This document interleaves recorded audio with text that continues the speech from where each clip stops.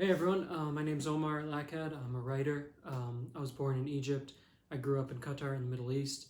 I currently live just south of Portland, Oregon on the west coast, out here in the woods in the middle of nowhere, where we're just about to descend into what is going to be about 7 or 8 months of drizzle and not seeing the sun.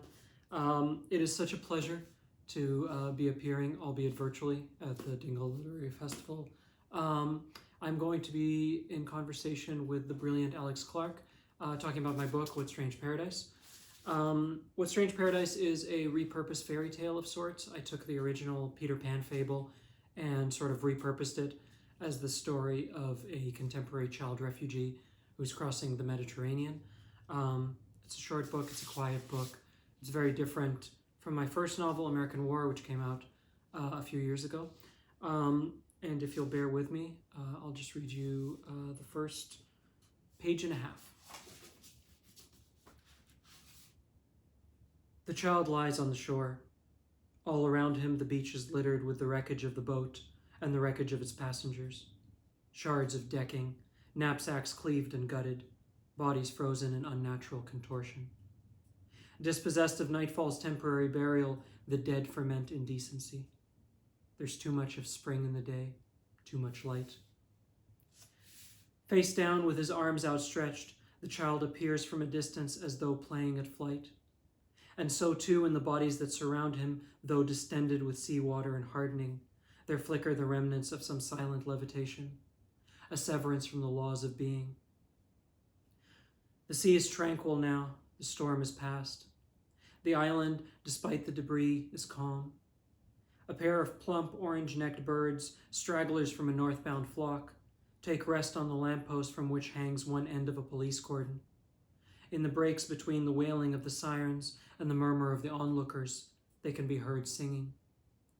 The species is not unique to the island, nor the island to the species, but the birds, when they stop here, change the pitch of their songs.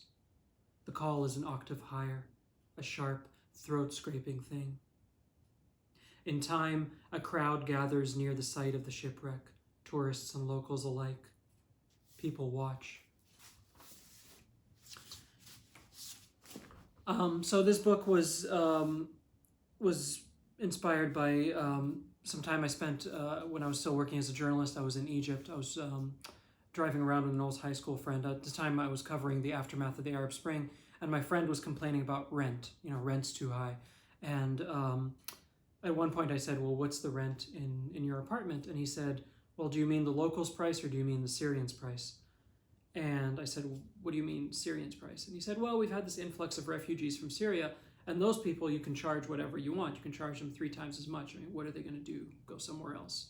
And that's what first got me thinking about the idea of how necessary it is for so many societies around this earth that there exists a class of human beings that can be readily and without consequence exploited. And that's eventually what led to the writing of this book. It's a book that I'm quite proud of, but has been read many different ways. The first 4 people to read this novel had 4 entirely different interpretations of how it ended, and there's been many more since. So I'm very much looking forward to appearing at the festival and chatting with Alex and seeing all of you. Thank you so much, everyone.